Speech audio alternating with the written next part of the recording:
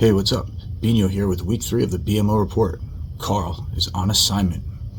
We had some exciting action in week 2 in the NFL this week. Some big-time comebacks and some big-time performances by some fantasy guys this week, including our old pal Puka Nacua, who continues to shine.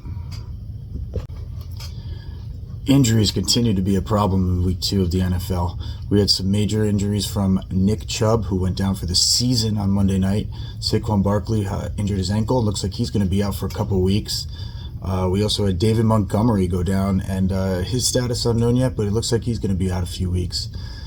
Running back injuries are just going to continue to mount up this year. It looks like if you did not draft for running back depth this year, I don't know. It's going to be a struggle, and I would start working on that right now. I know the waiver wire is a little thin, but it is going to be a grind this year at the running back position, I think, and we'll see how things turn out. Goofy up. My goofy up. Uncle. My goofy up. Uncle. My goofy up. Uncle. My goofy up. Uncle. My goofy up. Another great week of action in the BMO for week 2. We had 2 matchups go down to the final minutes on Monday Night Football. We had Boy eke out a grinder against Hashim, winning by about 4. In our other matchup, Felton came up just a little bit short against the tall kid, who is now 2-0 in the BMO. I've heard the phrase "don't poke the bear" before, but this week in the BMO it was "don't poke the leg" for Gus. After a questionable lineup decision Thursday by Leg, he found his footing behind a dominant effort from Justin Herbert, Keenan Allen, and Mike Evans. This win moves Leg to 2-0 in the BMO, while Gus falls to 1-1. Going into his Week 2 matchup versus Dumpster Fire, Joe H. was up to a 17-point underdog in some spots. That is not how things played out this week. Backed by a 24-point effort from Christian McCaffrey and 22 points from TJ Hawkinson, Joe H. easily handled a dumpster fire that is burning even brighter after losing Nick Chubb for the season and potentially Joe Burrow with a lingering calf issue for some time. DeAndre Swift's 31-point performance would have been much more useful in Heptic's starting lineup.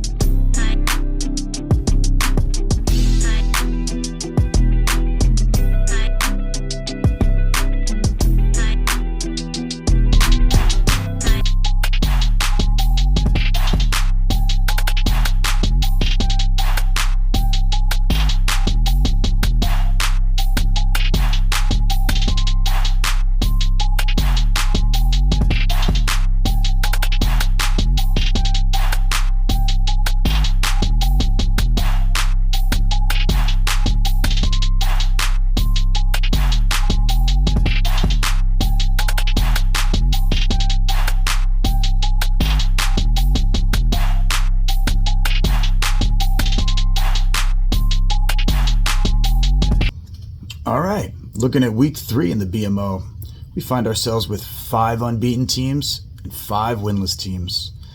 We only have 1 matchup with 2 unbeaten teams this week, 2 matchups against teams without wins. Let's get after it for week 3 in the BMO.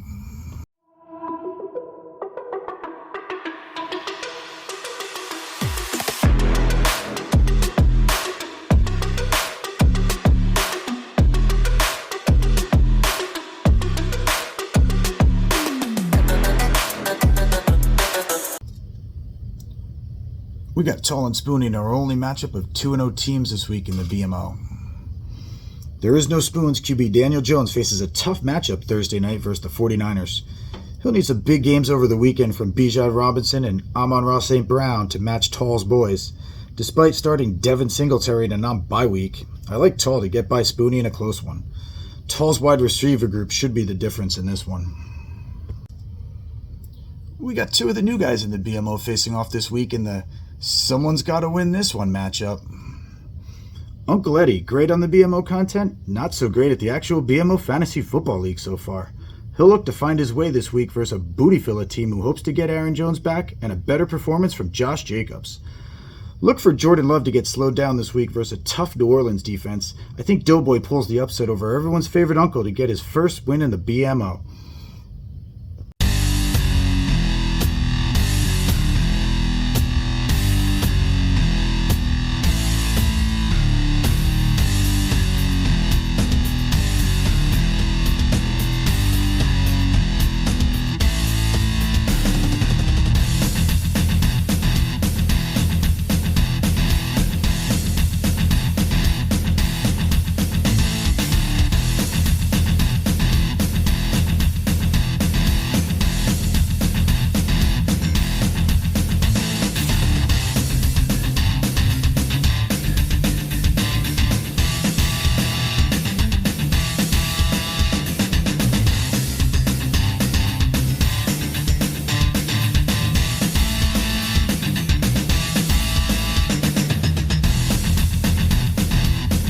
All right.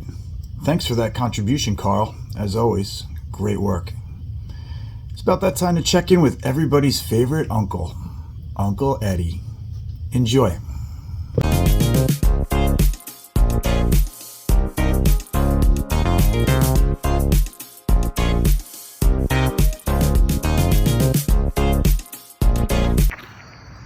What's up, guys? This is Uncle Eddie of Uncle Eddie Says. Week 3 of the BMO, a Fantasy Football League. Just to recap real quick, we've had some highs, some lows so far this season. Start with the positives. Fucking nailed the Dolphins beating the Pats by 7 on Sunday. I mean, I gotta admit that's pretty impressive, especially when the spread was 2.5. I've been nailing the Thursday night games. I hope you guys are taking advantage of that on the private thread. I can't count them towards my season total here, but still. Daniel Jones, hell of a second half there. Maybe that week 1 prediction wasn't so terrible after all. And my Zach Wilson rant was pretty spot on. Now we have to be nice to Zach apparently, but whatever. The downside, we are 2-4 in our picks. Cowboys Jets under is kind of questionable because it was 40 when I made that call, but it did say stay under, so I'll man up and I'll take the loss. And I'm 0-2 in fantasy, barely averaging over 100 points. I don't even know if I am averaging 100 points, but I know I'm in last, so stay tuned for my picks. We're going to try to turn it around this week. What's up, guys? First game for the week I want to touch on is Boy and Big Mike, ex-roommates. We call him this game the 12th Avenue Skis Out. Great times at that place, but man, it was a hole. Anyway, Big Mike, I got to admit, man, you chalk up a W this week. Your plan comes pretty full circle. 2-1, you'd be looking real good. Unfortunately, I don't think it's going to happen. Josh Allen, Jamar Chase is, I mean, you got to think they're going to do for a week. I'm not touching Cincinnati with a poll this week, but you got to figure eventually they're going to show the fuck up. And I think Jamar Chase could be one of the guys to do it. I'd like Gus Edwards on Boy's team. I've always liked Gus Edwards. He's probably going to get hurt by like week 6. But he's probably going to be good for a couple weeks, too. And he snakes Zach Ertz for me. It's fucking bullshit. But anyway, I'm taking Boy in this match. It's going to be close. Big Mike, I'm not totally, Zach Wills, Deshaun Watson, could have a big game with Chubb out. Kelsey's back. So it'll be close, but I still take Boy to go 3-0. Game 2, our fearless commish Bean against Hashim.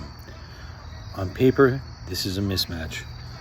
Bean's team is pretty complete. Jalen Hurts, Justin Jefferson, good RBs. And I'm just curious as to how many fantasy points Michael Parsons is going to get when he tears a player's head off and essentially pisses in the fucking skull. Because that guy is an absolute freak. I don't know that I've seen any defensive player of that caliber, ever. But that's why they play the game, folks. Upset alert. I'm taking Hashim, and here's why. Joe Mixon has 0 touchdowns this year. Joe Mixon is known for multi-touchdown games. I'm saying, as bad as Cincinnati's been, he goes off maybe three touchdowns for Joe Mixon this week. Okay? And the tight end for the Browns, he's going to play for, Nick Chubb, blah, blah, blah, David Njoku, whatever his name is. I think he puts up 15 to 20 points this week, finds a way to the end zone. Maybe even gets 100 yards and a bonus or so. Hashim in the upset. You heard it here first. What's up, guys? Time for the weekly 3 picks. I know we're 2-4. Jets, Cowboys under kind of questionable, but we're taking the loss. It's all right. I got 3 good ones for you this week.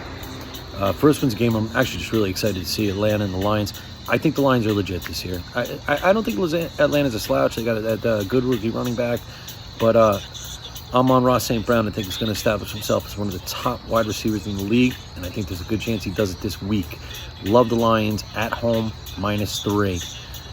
Next game, Browns-Titans. I think the Browns are going to ride this whole, do it for Nick Chubb thing.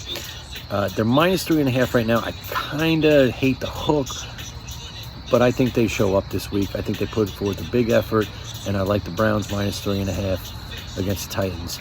Last game, Seahawks and Panthers. I really don't think the Seahawks at this point should be giving anybody 6, especially with DK Metcalf kind of questionable. I'm going to take the Panthers plus the 6. This is Uncle Eddie saying, if you don't like my picks this week, just wait till the playoffs.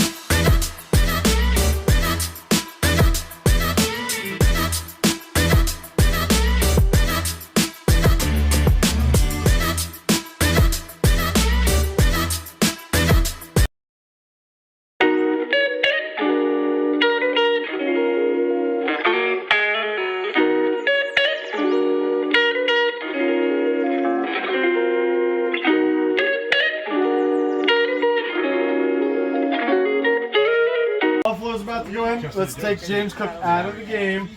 Let's make sure we put him back in the locker room. How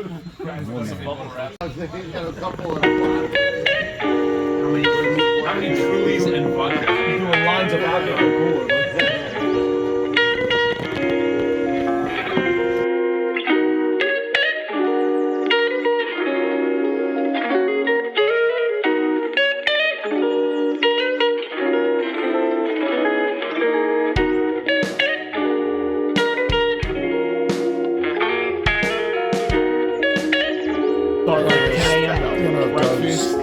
Like you were going to the clam game. bar. Fire going. Thanks for hosting BMO Week 2. It's been a pleasure. You'll promote that at BMO? Real pro. All right, that's about going to do it for this week in the BMO Report.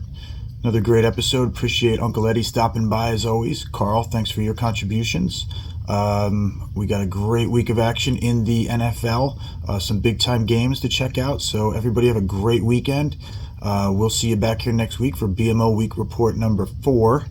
But until then, enjoy the games, and you stay classy. Okay, let's go.